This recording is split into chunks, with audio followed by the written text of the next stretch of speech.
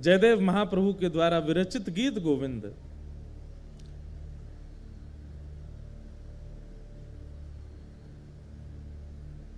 भैया वो भक्तमाल ग्रंथ कहाँ है?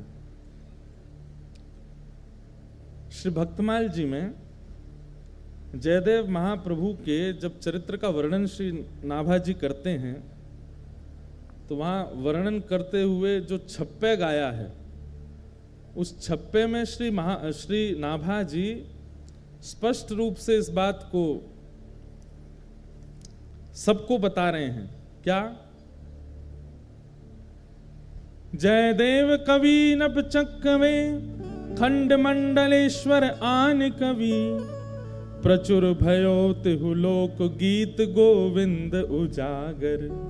बहुत ध्यान से सुनिएगा आज, क्योंकि गीत गोविंद, कल भी गीत गोविंद हमने गाया, आज भी गीत गोविंद, और महाप्रभु जी को इतना प्रिय है, इतना प्रिय है, उसके बारे में थोड़ी हम चर्चा करें।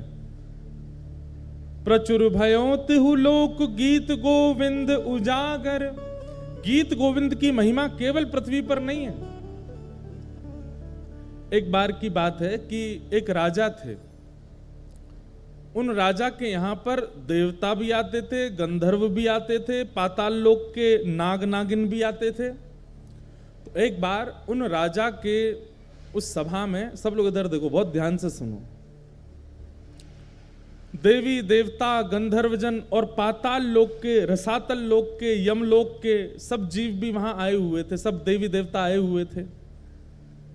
तो राजा ने सबकी अगवानी में सबको विराजमान करके किन्हीं गायकों को बुलाया और उन गायकों ने आकर के गीत गोविंद गाया, जयदेव महाप्रभु के द्वारा रचित। तो गीत गोविंद सुनकर के राजा ने उन सबसे कहा कि आपको ये संगीत कैसा लगा? तो स्वर्गलोक के देवी देवता और रसातल लोक के यमदूत आदि ये सब क्या बोले? बोले ये तो हम रोज सुनते हैं। क्यों? बोले हमारे लोकों में भी इसका पाठ होता है। तब से ये बात प्रचलित हुई कि भैया गीत गोविंद केवल पृथ्वी पर प्रचलित नहीं है, इसको तीनों लोकों में सुना जाता है, सब सुनते हैं। अगर व्यक्ति को गीत गोविंद याद हो, और भगवान ना करे ऐसा कभी हो नहीं सकता कि गीत गोविंद याद हो और उसको यमदूत पकड़ने आ जाएं। यमदूत कब आते हैं? मृत्यु काल में आते हैं।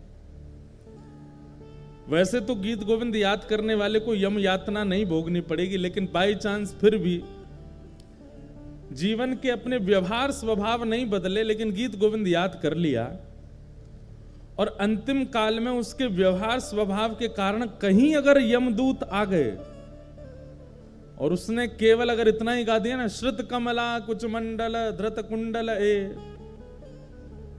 तो यमदूत वहीं हाथ जोड़ करके खड़े हो जाएंगे, हाथ जोड़ कहेंगे भैया तुम यमलोक के अधिकारी नहीं हो, चलो हम तुम्हें सीधे महाप्रभु जगन्नाथ जी के पास ले चलते हैं। और यमदूत तो क्या ले जाएंगे, यमदूत वहां से अंतर ध्यान होंगे, विष्णु दूत आएंगे और लेकर के जाएंगे। गीत गोविंद का ऐसा भाव। तो प्रचुर भयो तिहु लोक गीत गोविंद उजागर, तीनों लोकों में उसका गुणगान गाया जाता है, केवल पृथ्वी लोक पर गीत गोविंद प्रचलित नहीं है। हमने तो कितने अनुभव किए हैं। गीत गोविंद के प्रति एक हम आप लोगों को सावधानी बताना चाहते हैं, बस वो ध्यान से सुनिए।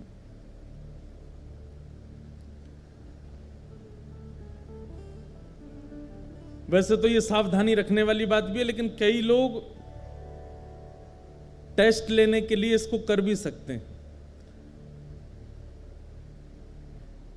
कि प्रयास करें कि गीत गोविंद जब गाया जाए और गीत गोविंद का जब पाठ किया जाए तो उस समय स्थान, मौसम और लोगों को देख लिया जाए। अगर स्थान उचित नहीं है, ये विचार कर लेना चाहिए कि महाप्रभु अगर जगन्नाथ जी यहां आए तो उनके योग्य व्यवस्था है कि नहीं।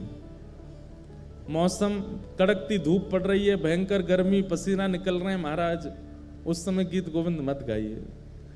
और सामने बैठे हुए लोग अगर वो अधिकारी नहीं हैं, वो दूषित खाते हैं, दूषित पीते हैं, या किसी ऐसी सभा में है जहां विवाह का फंक्शन हो रहा है, किसी के ब्याह का क्रम चल रहा है, किसी का कुछ ऐसा चल रहा है जहां लोग खा भी रहे हैं, डोल रहे हैं, ऐसी जगह गीत गोविंद नहीं गाना।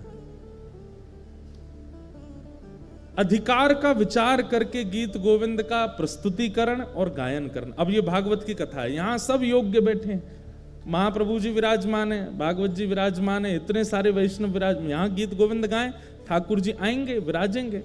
क्योंकि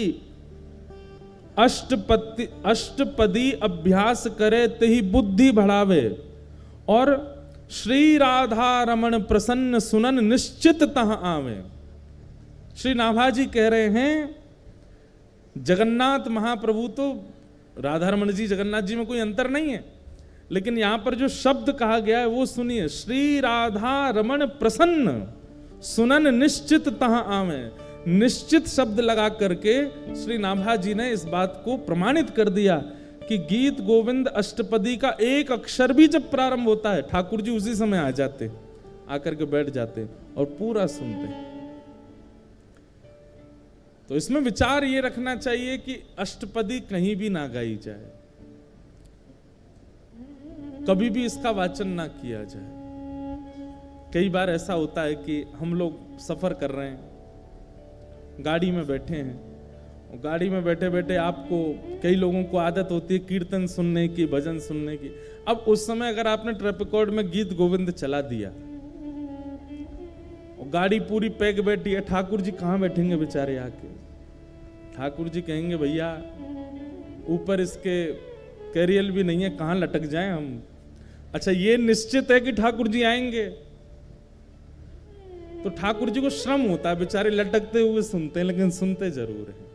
अच्छा, इसमें एक चीज हम कह सकते हैं कि जैसे सीडी में चल रहा है, किसी का गाया हुआ चल रहा है, मतलब आधुनिक यंत्र से अगर गीत गोविंद गाया जा रहा है तो ठाकुर जी हो सकता है नहीं आते होंगे, लेकिन कोई भक्त बैठ करके गाता होगा तब तो ठाकुर जी निश्चित आते हैं। तो इसलिए उस समय सावधानी रखो, गाने में कोई अपराध नहीं लगेगा आपको। भक्तमाल जी में एक लीला आती है कि एक माली की बेटी थी, उसको गीत गोविंद याद हो गया। वो गीत गोविंद कब गाती थी? जब अपने बगीचे में बैगन तोड़ने जा रही थी एक दिन। अब बैगन तोड़ने के लिए जा रही थी तो सघन वन था, वहां कांटे लगे हुए थे। अब वो तो बच बचा के निकल रही थी अंदर और गाती हुई जा रही थी। महाप्रभु जगन्नाथ जी व्याकुल हो गए, कोई गीत गोविंद गा रहा है। तुरंत दौड़े ठाकुर जी, और ठाकुर जी इतने रसिक हैं गीत गोविंद के कि ऐसे नहीं कि दूर बैठ के सुन लिया, कोई गा रहा है तो वहीं से नहीं, सामने बैठ के सुनते हैं, श्रोता का पूरा निभाते हैं नियम। अब वो तो सघन वन में कुंजों में घुसती जा रही थी। महाप्रभु जगन्नाथ जी सोचे कहां से आ रही आवाज, इनमें ये कांटों के वृक्ष लगे हैं, बेल छाई है, इसमें भीतर घुसी हुई है, वहां से बैगन तोड़ती हुई गा रही है। महाप्रभु जगन्नाथ जी हैं भी खूब विशाल, खाते पीते घर के हैं, मोटे ताजे हैं। अब जैसे ये घुसे भीतर, सोचो कभी कभी इमेजिन करो इनके स्वरूप को, ये कैसे घुसे होंगे भीतर। जैसे ही भीतर पहुंचे तो कहीं कहीं से तो वस्त्र फट गए इनके, कहीं पर कांटे लग भी गए, लेकिन मधुर मुस्कान ठाकुर जी सुन रहे हैं। कभी कभी लगता है कि महाप्रभु जगन्नाथ जी 24 घंटे प्रसन्न मुद्रा में ही रहते हैं। क्यों? क्योंकि 24 घंटे कहीं ना कहीं गीत गोविंद चलता ही रहता है, इसलिए ठाकुर जी प्रसन्न रहते हैं, इतना प्रिय है ठाकुर जी को। तो महाप्रभु जी उसका गीत गोविंद सुन रहे थे, बड़े भाव से गा रही थी। जैसे गीत गोविंद विश्राम हुआ, महाप्रभु जी दौड़े मंदिर के लिए। मंदिर में जाकर के विराजमान हुए, तभी पुजारियों ने देखा बलभद्र जी सुभद्रा जी के वस्त्र तो बिल्कुल बढ़िया हैं और इनके अस्त व्यस्त हो गए, फट गए जगह जगह से। पूछा, हे महाप्रभु जी, ये आपके वस्त्र कैसे फट गए? तब महाप्रभु जी ने ये भाव बताया कि मुझे गीत गोविंद बहुत प्रिय है, और कोई व्यक्ति कभी कहीं गाता है तो मुझे, मेरा मन होता है कि मैं वहां पहुंच जाऊं। अभी कहां गए थे? तो बताया, बोले एक माली की बेटी है, बैगन तोड़ के गाती है, मैं घुस गया भीतर, फट गए मेरे वस्त्र। उसी दिन वहां के गजपति राजा ने ये नियम बना दिया, पूरे जगन्नाथपुरी को इकट्ठा करके सबसे हाथ जोड़ के निवेदन किया कि जिनको भी अष्टपदी गीत गोविंद याद है, आपसे प्रार्थना है आसन लगा करके उस पर स्वयं बैठिए और एक सन्मुख आसन पधरा करके तब गीत गोविंद गाइए, क्योंकि महाप्रभु जी आते हैं। आप चलते फिरते उठते बैठते कहीं कुछ करते हुए गाएंगे तो उसमें कोई दिक्कत नहीं है, लेकिन महाप्रभु जी को श्रम ना हो। और श्रम दो प्रकार के होते हैं। एक श्रम तो ये होता है कि ठाकुर जी के अनुकूल व्यवस्था नहीं है और ठाकुर जी को गीत गोविंद सुनने का चाव है, वो आएंगे, उनको कष्ट होगा। और दूसरा भाव ये है, मान लीजिए श्री मंदिर में कोई विशेष पूजा चल रही है ठाकुर जी की और उसी समय आप गीत गोविंद गाने लग गए, ठाकुर जी का आने का बहुत मन है और उस समय सामने विशेष पूजा चल रही है, जा नहीं सकते, तो ठाकुर जी बहु प्रयास करके एक और रूप धारण करके आते हैं। और ठाकुर जी इतना श्रम करके आते हैं और उसके बाद भी आप अनुकूल जगह नहीं देखते, तो उनको पीड़ा तो होती है। पीड़ा तो खैर क्या, वो श्रमित तो होते हैं, और वैष्णव का स्वरूप है वो ठाकुर जी को श्रमित नहीं कराता। इसलिए गीत गोविंद का कभी भी पाठ कीजिए तो इस बात का ध्यान रखिए कि अनुकूल व्यवस्था है कि नहीं। चलते फिरते उठते बैठते अगर गाड़ी चल रही है तो रोक लीजिए, बगल वाले को उतार दीजिए और विचार कीजिए महाप्रभु जी बैठे, अब गा दें। बहुत ही चाव आ रहा है, गाने का बहुत मन हो रहा है, ऐसी स्थिति में आप गा सकते हैं। जहां अनुकूल ऐसा लगता हो कि ठाकुर जी विराजेंगे तो उनको संकट कष्ट नहीं होगा, ऐसी जगह गीत गोविंद गाइए। जहां योग्यताएं दिखती हो वहां गीत गोविंद का पाठ करो, क्योंकि श्री नाभा जी कहते हैं राधा रमण प्रसन्न सुनन निश्चित तहां आवे। और एक बहुत विशेष बात गीत गोविंद के लिए, अष्टपदी अभ्यास करे तिहि बुद्धि बढ़ावे। अगर कोई व्यक्ति गीत गोविंद अष्टपदियों का अभ्यास करता है, केवल श्रुत कमला कुछ मंडल एक ही अष्टपदी याद करने से काम नहीं चलेगा। ये हमारे पास पूरा गीत गोविंद है, इसमें बहुत सारी अष्टपदियां हैं और अष्टपदी का स्वरूप ऐसा है कि सब संस्कृत पढ़ने में बहुत आसान लगेंगे, लेकिन गीत गोविंद महाकाव्य की संस्कृत आसानी से पढ़ी नहीं जा सकती। छंद ऐसे हैं कि आप सामान्यतया पढ़ नहीं पाओगे, इसलिए उसका अभ्यास कीजिए। और अगर आप गीत गोविंद अष्टपदियों का अभ्यास करते हैं, नित्य उनको पढ़ते हैं, नित्य उनको अपने ध्यान में लाते हैं, तो उससे क्या होगा? श्री नाभा जी कहते हैं तेहि बुद्धि बढ़ावे। बुद्धि बढ़ावे मतलब विवेक जागृत होता है। एक बात सुनिएगा,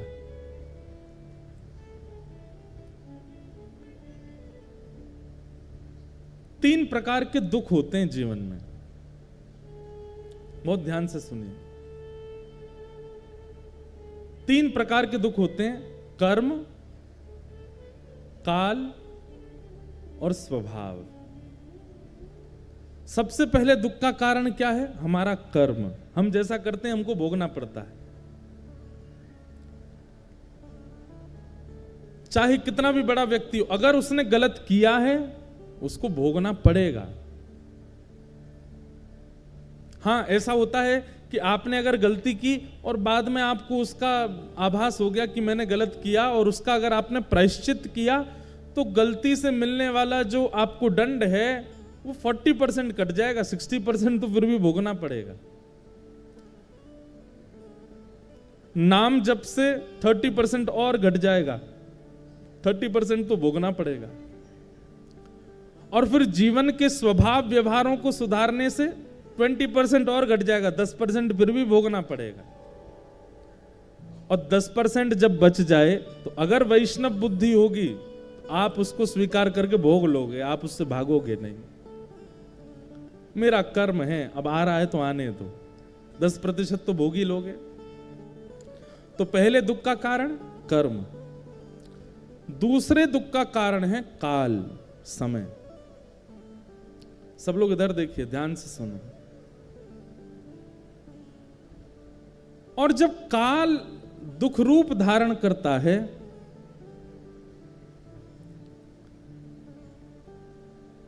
तो काल क्या करता है? मति का हरण कर लेता है। व्यक्ति का जब समय खराब आता है ना, तो कितना भी बुद्धिमान हो, उसकी बुद्धि उल्टी हो जाती है। भगवान स्वयं गीता में अर्जुन को कहते हैं कि जब मुझे किसी के ऊपर बहुत देख के लगता है ना कि भाई बहुत फूल लिया, अब तू आजा, चपेटे में आओ हमारे में, तो हम क्या करते हैं? कुछ नहीं करते, केवल उसकी बुद्धि का हरण कर लेते हैं। उसकी सोच ही पलट जाती है। उसने इतनी कथाएं सुनी, इतना ज्ञान, इतने गुरुजनों से उसने सब कुछ सीखा, लेकिन अपने जीवन के व्यवहार स्वभाव को नहीं बदलता है, तो फिर ठाकुर जी काल का जब दुख आता है तो मति का हरण कर लेता है। कितनी बड़ी बात है। अगर कोई व्यक्ति गीत गोविंद का नित्य पाठ करता है, अष्टपदी का अभ्यास करता है, जीवन में ऐसी स्थिति नहीं आएगी कि उसकी मति का हरण हो। ठाकुर जी फिर उसकी मति का हरण नहीं करते। स्वयं नाभाजी कह रहे हैं, अष्टपदी अभ्यास करे तही बुद्धि बढ़ावे। अगर कोई नित्य अष्टपदी का अभ्यास करता है, गीत गोविंद का अभ्यास करता है, उसकी मति का हरण नहीं, मतलब उसके जीवन में काल का दुख नहीं आएगा, समय का दुख नहीं आएगा। इतना प्रिय है ठाकुर जी। आहा,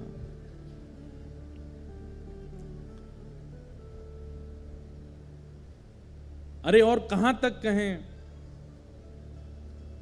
जब जयदेव महाप्रभु पहुंचे और श्री जगन्नाथ महाप्रभु का दर्शन करते हुए गा रहे थे, श्रित कमला कूच मंडल धृत कुंडल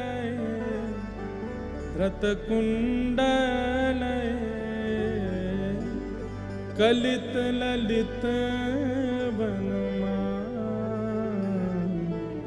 वनमाल तक पहुंचे थे। बस गाना तो चाह रहे थे जय जगदीश हरे, लेकिन श्री जगन्नाथ महाप्रभु अपने मधुर अधरों से गाने लगे, जय जय देव।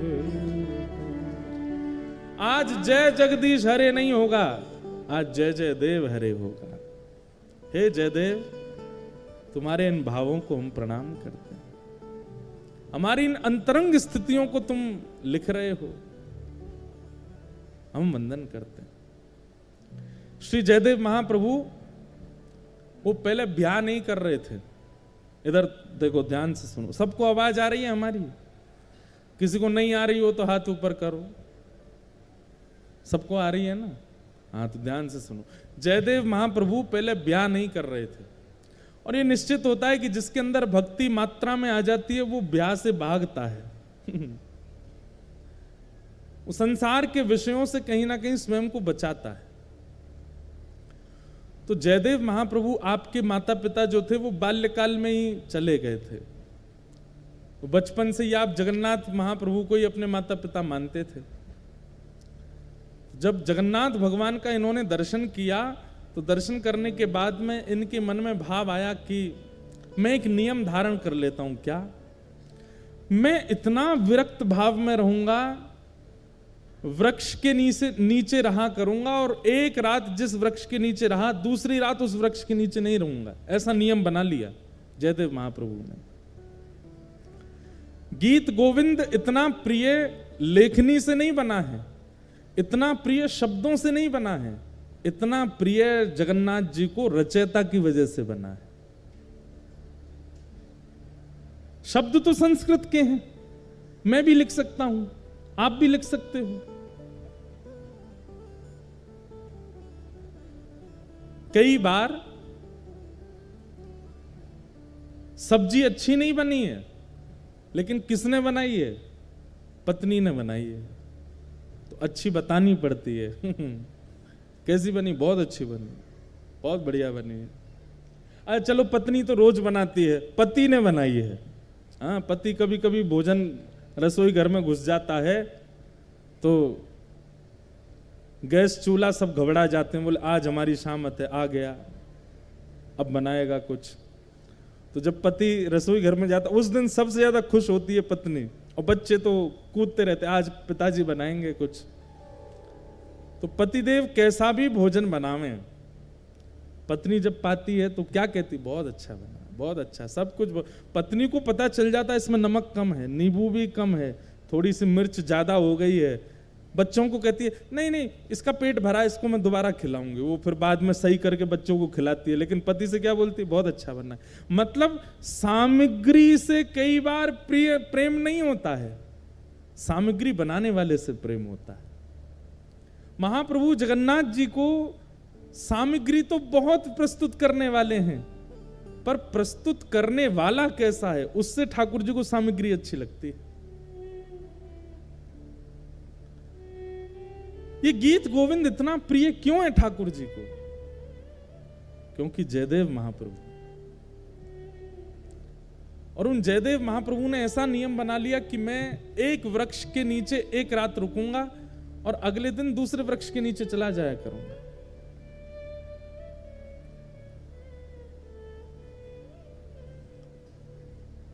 महाप्रभु जगन्नाथ जी को बड़ी चिंता रहती है जयदेव जी की।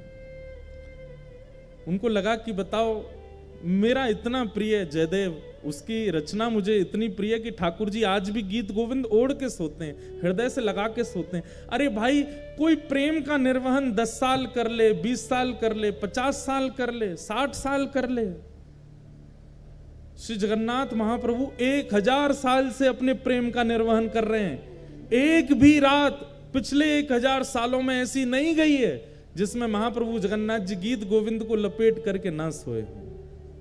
हर रात गीत गोविंद को अपने हृदय से लगा के सोते हैं।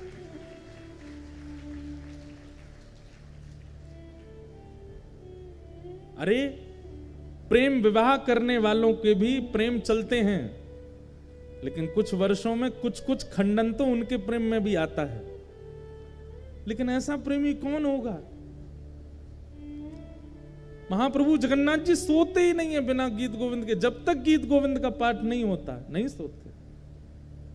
और केवल जगन्नाथ जी नहीं, बद्रीनाथ चले जाओ, वहां पर भी गीत गोविंद का पाठ होता है, द्वारिका में भी गीत गोविंद का पाठ होता है। गीत गोविंद रात में सुनेंगे तभी ठाकुर जी को नींद आती है, तभी सोते हैं, क्योंकि रचयिता जयदेव है। और वो जयदेव हैं कैसे? उन्होंने नियम ले लिया कि मैं एक वृक्ष के नीचे एक रात रहूंगा, अगले दिन दूसरे वृक्ष के नीचे सोते थे। इतना संग्रह भी नहीं किया कि कहीं मैं एक वृक्ष के नीचे 4 दिन रहा तो ऐसा ना हो जाए कि ये वृक्ष और ये स्थान मेरा है। लेकिन महाप्रभु जी को चिंता होती है जयदेव महाप्रभु की, मेरा जयदेव एक वृक्ष के नीचे सोता है, इतनी बड़ी रचना गीत गोविंद करने वाला एक वृक्ष के नीचे सोता है। तभी श्री जगन्नाथ जी ने एक योजना बनाई, और एक सुदेव नाम का ब्राह्मण था। उस सुदेव ब्राह्मण के कोई संतान नहीं थी।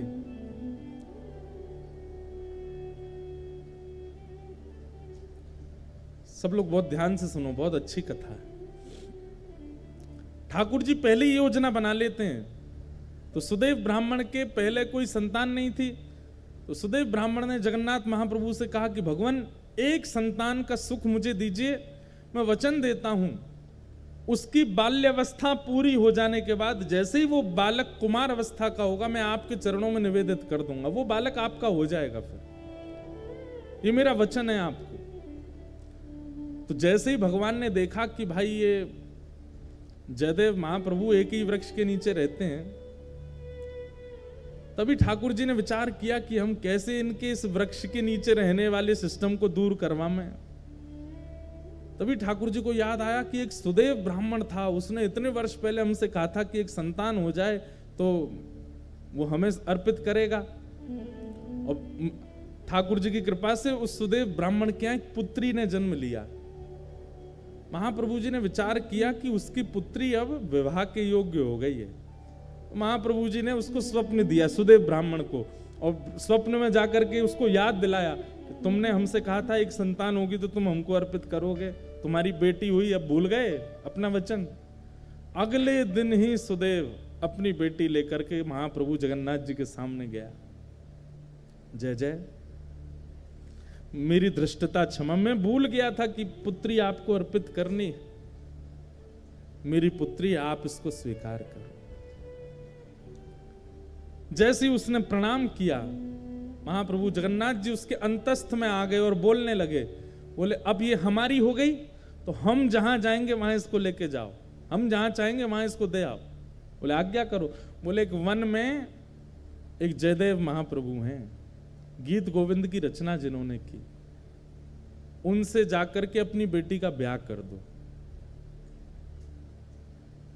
पद्मावती नाम था उनका। तो सुदेव ब्राह्मण बोला, भगवान वन में रहते हैं, बेटी। बोले अब ये तुम्हारी बेटी नहीं तो तुम चिंता क्यों कर रहे हो? तुम्हारी बेटी होती तुम चिंता करते ना कि जमाई हमारा कैसा, घर है कि नहीं है, परिवार है कि नहीं, संपत्ति। अब तो ये हमारी हो गई, तो अब इसके पिता हम हैं, हम इसके लिए योग्य वर ढूंढ चुके हैं, उससे जाके ब्याह करो इसका। और जो आज्ञा भगवान, बिल्कुल संशय नहीं है मेरे चित्त में, मैं ब्याह कर दूंगा। और जाते जाते जगन्नाथ महाप्रभु, सुनो,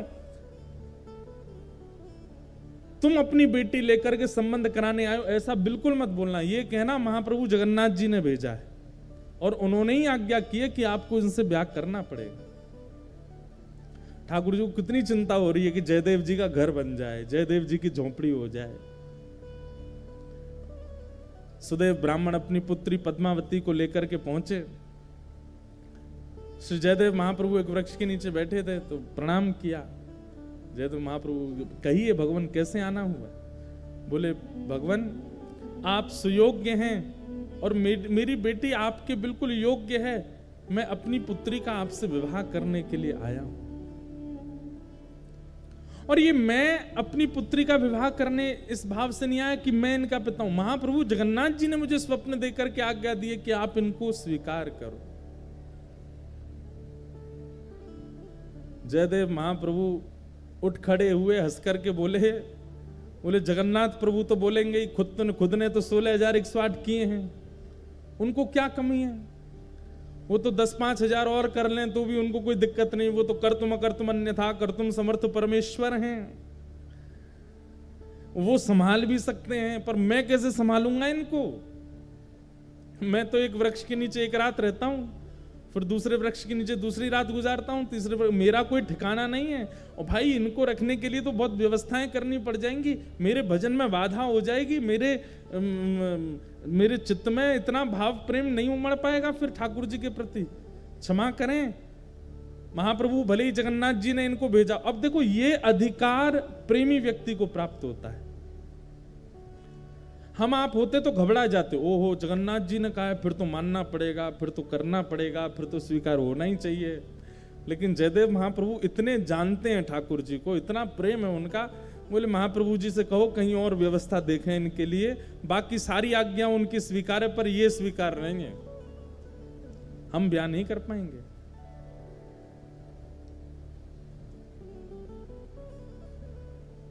और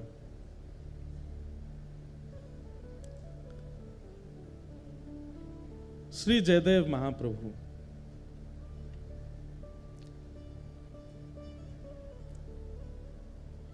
मना कर देते हैं, नहीं करेंगे।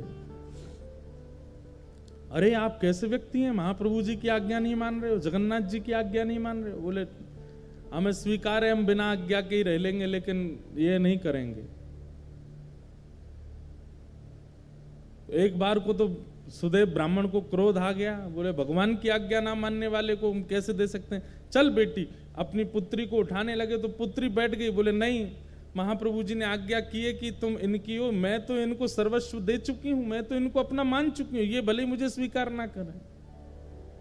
पिताजी अब आपका कर्तव्य नहीं है, मेरे परम पिता जगन्नाथ जी ने मुझे इनको सौंपा है, अब मैं इन्हीं की हूं, चाहे मुझे स्वीकार करें चाहे नहीं करें। जयदेव महाप्रभु बोले वाह, ऐसा समर्पण तो हमने नहीं देखा भैया। अरे तुम्हारे पिता कह रहे हैं चलो तुम, बोले नहीं महाप्रभु जी ने आपको अर्पित किया, तो मैं आपकी। जयदेव महाप्रभु बोले छोड़ जाओ इनको, 2-3 दिन हमारी दिनचर्या देखेंगे, खुद ही भाग जाएंगी ये। लेकिन पद्मावती का ऐसा त्याग, जयदेव महाप्रभु अगर उस वृक्ष के नीचे बैठे हैं तो उनके सन्मुख वाले वृक्ष पर बैठ जाती और उनको अपलक नेत्रों से देखती। जैसी दिनचर्या। अब भाई वन में रहते हैं, वन में सांप भी है, बिच्छू भी है, कातर भी हैं, ना जाने कितने सारे जीव आ जाते हैं, लेकिन सब स्थितियों में बिल्कुल अनुकूल रह करके अपने श्री जयदेव जी को देखती रहती।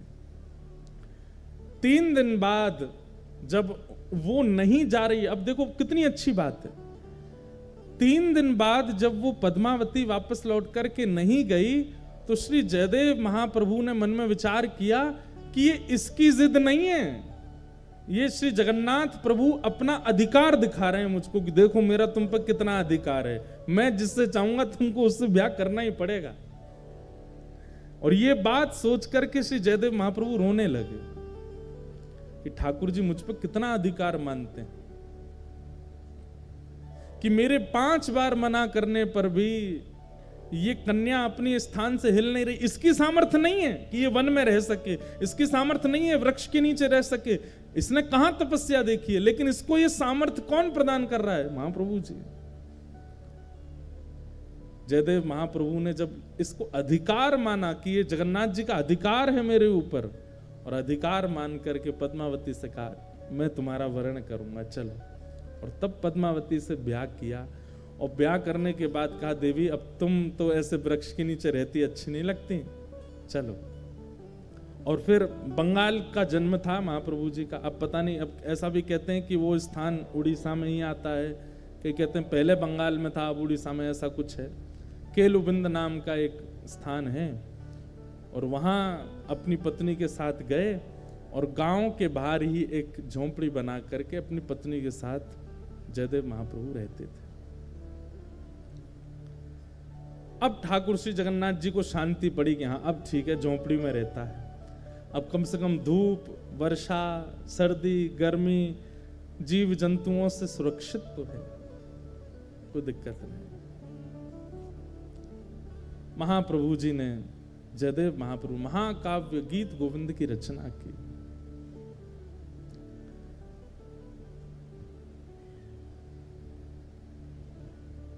और ऐसा कहीं कहीं वर्णन आता है कि जयदेव महाप्रभु बोलते थे और उनकी पत्नी जो पद्मावती थी वो लिखती थी, वो उनसे लिखवाने का क्रिया करते थे। ठाकुर जी की अंतरंग लीलाओं को वर्णन करते और पत्नी से कहते तुम लिखो। दोनों दंपति मिलकर के महाप्रभु जगन्नाथ जी के यश का गान कर रहे हैं, ठाकुर जी की लीला का स्मरण कर रहे हैं। एक बार एक अष्टपदी का सुंदर भाव आया चित्त में, और उस अष्टपदी में रास बिहार का वर्णन कर रहे थे श्री जयदेव महाप्रभु। तो रास बिहार का वर्णन करते करते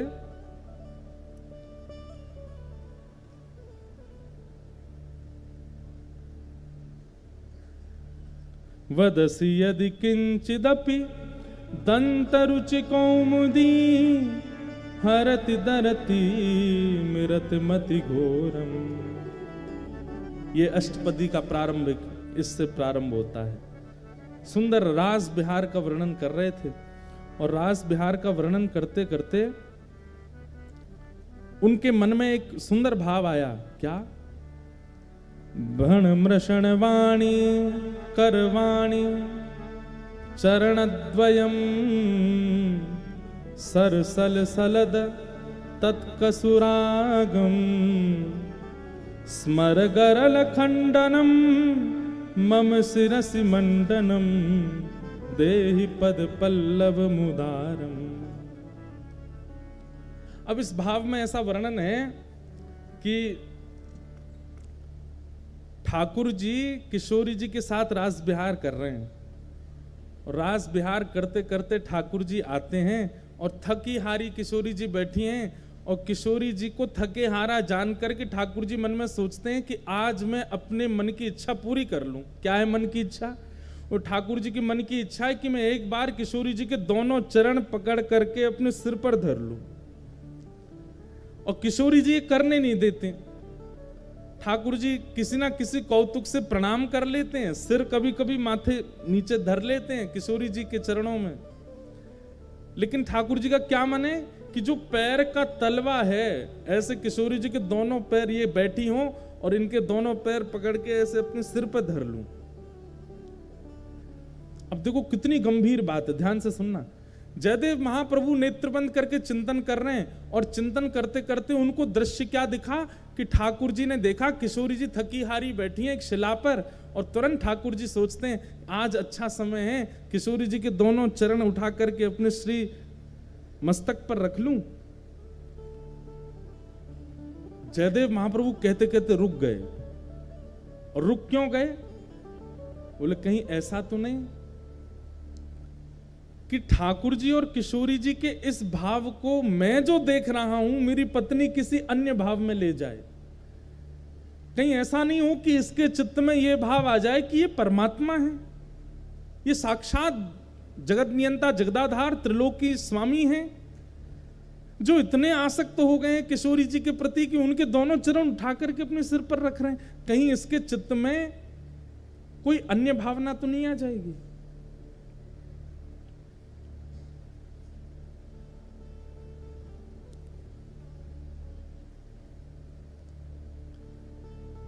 बोलते बोलते जयदेव महाप्रभु रुक गए और तुरंत मन में विचार किया कि मैं अपना नित्य क्रम करे आता हूं और इसको मैं थोड़ा परिवर्तित करके बोलूंगा, ऐसा कोई भावना आवे जिससे इसके चित्त में कोई दुर्भाव प्रकट हो जाए। तो जयदेव महाप्रभु बोले, देवी अभी ना मुझे आगे याद नहीं आ रहा है, तुम एक काम करो, इसको आगे मैं पूरा करूंगा, यहीं रख दो। और कलम और गीत गोविंद की पुस्तिका वहीं रख करके जयदेव महाप्रभु बोले, तुम भोजन प्रसाद तैयार करो, मैं गंगा स्नान करके आता हूं और स्नान करके आके फिर प्रसाद पाके फिर लिखूंगा। ठीक है। अब वो चली गई प्रसाद बनाने, जयदेव महाप्रभु चले गए गंगा स्नान करने। इतने में ठाकुर जी ने मन में विचार किया कि इस भाव को लिखने में इनको संकोच क्यों हो रहा है। अरे किशोरी जी के चरण मुझको सिर पर धारण करने में कोई दिक्कत नहीं है, ये जयदेव महाप्रभु संकोच क्यों कर रहे हैं इस भाव को वर्णन करने में? और बोले ये स्नान करके आएंगे, इसको परिवर्तित करके कुछ और लिख देंगे, और लेकिन मैं चाहता हूं कि यही लिखा जाए। तभी जयदेव महाप्रभु का रूप धारण करके स्वयं श्री जगन्नाथ जी आ गए। और जयदेव महाप्रभु के रूप में जैसे आए, पत्नी बोली बड़ी जल्दी स्नान करे आए। हाँ देवी, वो मुझे पंक्ति याद आ गई थी, आगे जो लिखनी है, लाओ कलम दो, मैं लिख देता हूं।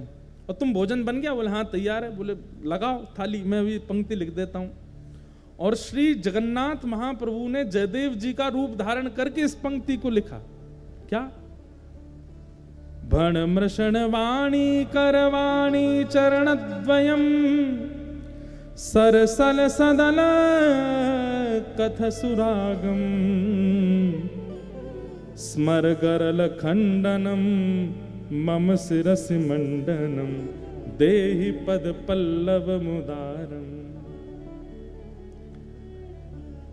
हे किशोरी जी, आपके चरण कैसे हैं? बोले इन चरणों को यदि कोई दूर से देख ले और उसके चित्त में यदि काम भी उत्पन्न हो गया होगा तो किशोरी जी के चरणों में इतनी सामर्थ्य है कि उसके हृदय से उस काम का नाश हो जाएगा। ऐसे काम नाशक इन चरणों को मैं अपने शीश पर धारण करता हूं। स्वयं ठाकुर जी ने लिखा और लिख करके जयदेव महाप्रभु की छाप लगा दी। जयति जयदेव कवि भारती भूषितम मानिनी जननि तिशातम। जयदेव महाप्रभु की छाप लगा करके और पूरी पंक्ति पूरी करके, देवी भोजन लगाओ। पत्नी ने, पद्मावती ने भोजन बनाया, ठाकुर जी ने प्रेम से पाया।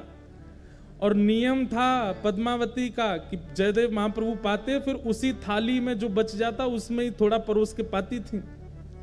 आज ठाकुर जी ने अपना अधरामृत दे दिया पद्मावती को, और पद्मावती ने प्रेम से उसी में ही दाल भात मिला करके पाया। आज तो ऐसा अद्भुत, आज पद्मावती बोली ऐसा लगता है मेरे हाथों में लक्ष्मी आ गई है। कितना सुंदर स्वाद, ऐसा लगता है जगन्नाथ महाप्रभु का भात पा रही हूं क्या। बड़े आनंद में निमग्न होकर के एक एक कोर पा रही थी। तभी जयदेव, असली जयदेव आ गए। और वो जयदेव कहां गए? बोले देवी मैंने तो बहुत पा लिया, अब मैं सोने कक्ष में जा रहा हूं, तुम पालो। जगन्नाथ जी तो चले गए भीतर कक्ष में, असली जयदेव जी आए। आकर के अपनी पत्नी को देखा, वाह देवी, इतनी जोर की भूख लगी कि आज हमसे पहले ही पा लिया आपने। पद्मावती बोली, क्या कह रहे हैं? बोले, तुम रोज हमको पवाती हो, फिर हमारे बात पाती हो, आवाज हमसे पहले ही पा रही हो। पद्मावती बोली, कुछ खा पी लिए हैं क्या आप? अरे अभी अभी तो आप प्रसाद पाके सोने गए थे, आपका जो बचा थाल में वही मैं पा रही हूं। जयदेव महाप्रभु बोले, मैं तो तब का गया, गंगा स्नान करके और संध्या वंदन करके अब लौटा हूं, मैं कहां प्रसाद पाया मैंने अभी। अरे आप थोड़ी देर पहले आ तो गए थे, बोले मुझे पंक्ति याद आ गई है, जल्दी कलम दो, और तुरंत आप लिखने बैठ गए और लिख करके आज बड़े खुश हो रहे थे, बड़े आनंद से अपना ही नाम गा रहे थे, वाह जयदेव कह रहे थे। और फिर प्रसाद प्रेम से आपने पाया और सोने गए हो भीतर, पीछे से निकल के फिर आ गए हो बाहर, ये क्या लीला कर रहे हो आज? जयदेव महाप्रभु बोले, मैं पंक्ति लिखने आया था। बोले, हाँ कहाँ है? गीत गोविंद काव्य। बोले, वो वहीं जहां आप रखते हैं वहीं रखा है। तुरंत दौड़ करके गए और जैसे ही उस पंक्ति को देखा, जिस पंक्ति को लिखने में संकोच जयदेव महाप्रभु कर रहे थे, सुंदर अक्षरों में श्री जगन्नाथ जी अपने हाथों से लिख करके गए। और जब अंतिम पंक्ति पड़ी, जयति जयदेव कवि भारती, जयदेव की जय जय हो, जो भारत में ऐसा भूषण रत्न जयदेव प्रकट हुआ उसकी जय जय हो। अपने प्रति ये मान सम्मान महाप्रभु जी के द्वारा सुन करके देख करके जयदेव जी रो पड़े। तुरंत पत्नी से बोले, चलो जगन्नाथपुरी। महाप्रभु जी के सन्मुख आकर के इतना रोए, नाथ आप कितना स्नेह देते हैं, कितना प्रेम करते हैं, सर्व भावों से आपने मुझे युक्त कर दिया है। मैंने क्या दिया आपको? केवल शब्द ही तो प्रकट कर रहा हूं, इससे अधिक तो मैं कुछ करता नहीं आपके लिए। ना कभी कोई रत्न चढ़ाए हो, ना कभी कोई भेष चढ़ाया हो, ना कभी महाप्रसाद लगाया हो, ना कभी 56 भोग का कोई मनोरथ जगन्नाथपुरी में कोई विशेष उत्सव किया हो, कुछ नहीं। दूर बैठा बैठा केवल शब्द प्रस्तुत करता हूं और आप इतने प्रसन्न हो जाते हैं। जयदेव महाप्रभु को देख करके जगन्नाथ जी कहते हैं, ये सबसे प्रिय भोग है मेरा, जब कोई भक्त अपने शब्द प्रकट करता है, ये मुझे सबसे ज्यादा प्रिय लगता है। इसलिए भैया, ये गीत गोविंद महाकाव्य, इसको सामान्य स्तुति मत समझिएगा। ना तो शरीर के रोग दूर होंगे, ना घर परिवार के कलेश दूर होंगे। गीत गोविंद कोई हनुमान चालीसा की तरह पाठ नहीं करना, भूत पिशाच निकट नहीं आवे, महावीर जब नाम सुनावे। गीत गोविंद तो प्रेम लक्षणा भक्ति प्रदान करता है। ऐसे गीत गोविंद को हम बारंबार प्रणाम करते हैं और जयदेव महाप्रभु के प्यारे श्री जगन्नाथ जी को बारंबार वंदन करते हैं कि आप इतने कृपालु हैं कि इतनी सहज अक्षरों पर आप प्रसन्न हो जाते हैं।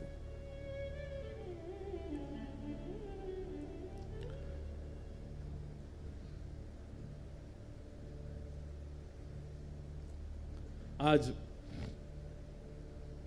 आधी से ज्यादा कथा तो गीत गोविंद पे ही हो गई, लेकिन अच्छा है ना, महाप्रभु जी को प्रिय है।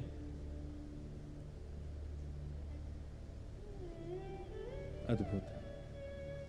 बोलो जगन्नाथ महाप्रभु की जय। श्रीमद् भागवत के प्रथम स्कंद में हम लोग प्रवेश करते हैं। जन्माद्यस्य यतोऽन्वयादितरतश्चार्थे स्म विज्ञस्वराट् तेने ब्रह्म हृदय आदिकवये मुह्यन्ति यत्सूरयः तेजो वारिमृदां यथा विनिमयो यत्र त्रिशर्गो मृषा धाम्ना स्वेन सदा निरस्तकुहकं सत्यं परं धीमहि।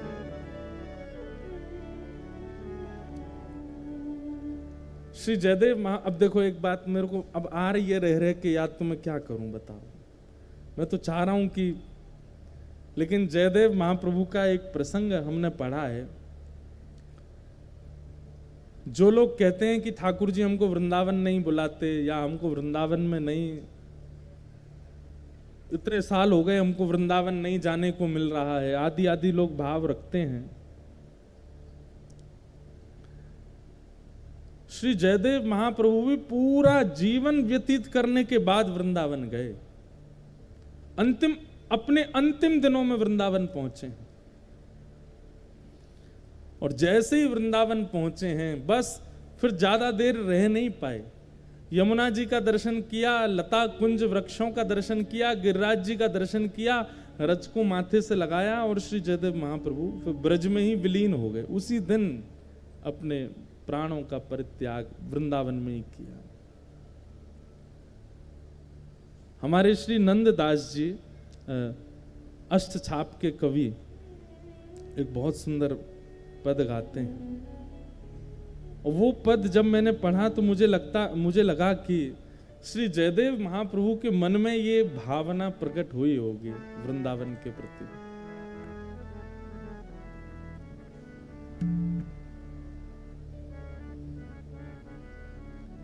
क्यों ना भये हम मोर वृंदावन, क्यों ना भये हम मोर वृंदावन, क्यों ना भये हम मोर वृंदावन, क्यों ना भये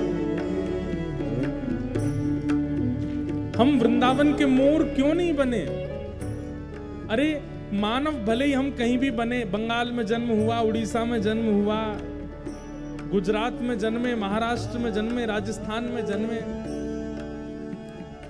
हे किशोरी जी हम पर आपने कृपा क्यों नहीं की। हमको वृंदावन का मोर ही बना देते, बानर ही बना देते, चैंटी ही बना देते। एक व्याकुलता श्री जयदेव महाप्रभु के मन में वृंदावन को देख करके हुई कि भले ही महाप्रभु जी मुझे प्राप्त हो गए, सब कुछ मुझे प्राप्त हुआ, लेकिन वृंदावन अंत में क्यों मिला। हाँ क्यों ना भये हम मोर वृंदावन, क्यों ना भये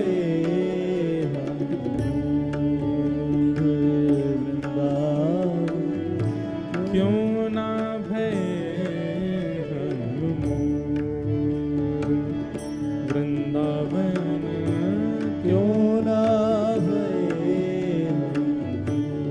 अगर मोर बन जाते तो क्या करते वृंदावन में।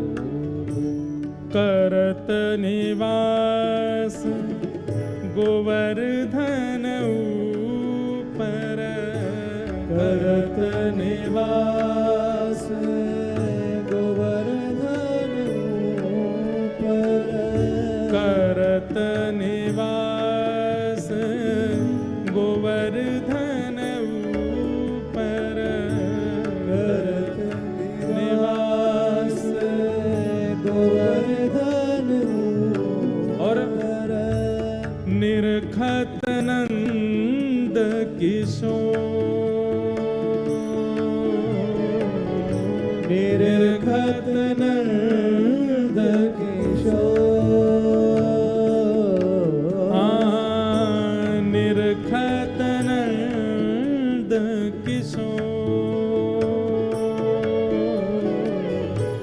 निरखत नंद किशोर, वृंदावन क्यों ना भये हम मोर,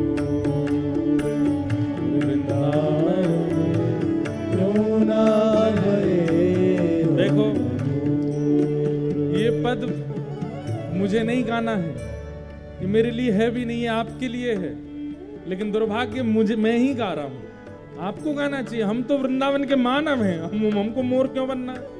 हम तो वहां जन्म के इंसान बन के आए। हम पे तो इतनी बड़ी कृपा है ठाकुर जी की,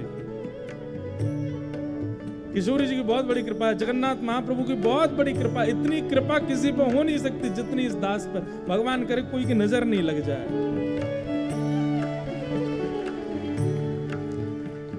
और ये कालिया बैठे ना हमारे संग, नजर लगेगी नहीं। कोई कहता आप यहाँ पे बिंदी लगा के आओ, कोई कहता पैर उनमें काजल लगा के जाओ, कोई कहता गंडा, ये तो आज एक माता जी पहना गई आपको नजर नहीं लगे। अरे जिसके संग साक्षात काजल घूम रहा है उसको नजर कैसे लगेगी। तो ये भाव मुझे नहीं गाना है, मैं तो मानव हूं वृंदावन का, आपको गाना है। ओ वृंदावन क्यों ना भय, वृंदावन क्यों ना भय, और क्यों ना भय वंशी कुल सजनी, क्यों ना भय वंशी कुल सजनी, क्यों ना भय वंशी कुल सजनी, क्यों ना भय वंशी कुल सजनी, अधर पिबत घन घोर, अधर पिबत घन घोर, अधर पिबत घन घोर, अधर पिबत घन घोर, वृंदावन क्यों ना भय, वृंदावन क्यों ना भय, वृंदावन क्यों ना भय, वृंदावन क्यों ना भय। श्री जयदेव महाप्रभु मानो यही विचार कर रहे हैं, काश हम मोर बन गए होते, गिरिराज जी पर रहते, निरंतर श्री कृष्ण को निहारते रहते, काश हम वंशी कुल में जन्मे होते, ठाकुर जी के अधर पर बैठ, अरे इतने मंदिर हैं वृंदावन में, कहीं वंशी बन के आते, किसी मंदिर में किसी ठाकुर जी के अधर पर तो लग जाते, राधा रमण, राधा वल्लभ, बांके बिहारी, मदन मोहन, गोविंद देव, गोपीनाथ, श्री जुगल किशोर, कितने मंदिर हैं, कहीं तो हमको अधर पर धारण करा दिया जाता। और फिर तीसरी बात क्या कह रहे हैं, क्यों ना भय गुंजाबन बेली, क्यों ना भय गुंजाबन बेली, हम किसी वन के पुष्प क्यों नहीं बने, हम किसी वन की गुंजामाला क्यों नहीं बने, क्यों ना भय गुंजाबन बेली, क्यों ना भय गुंजाबन बेली, रहत श्याम जू की ओर, रहत श्याम जी की ओर, रहत श्याम जू की ओर, रहत श्याम जी की ओर, क्यों ना भय मकरा कृत कुंडल, क्यों ना भय मकरा कृत कुंडल, क्यों ना भय मकरा कृत कुंडल, क्यों ना भय मकरा कृत कुंडल, श्याम श्रवण झकझोर, श्याम श्रवण झकझोर। अरे हम मकराकृत कुंडल बन गए होते, श्री ठाकुर जी के कर्णों से लग जाते, निरंतर उनके कानों पर ही विराजमान रहते, कहीं से तो सामीप्य मिलता। वृंदावन क्यों ना भय,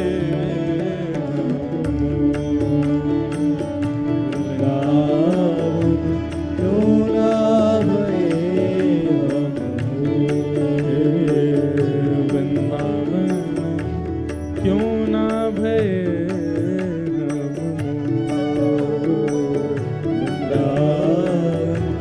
क्यों ना भये श्री परमानंद दास जी का पद है। परमानंद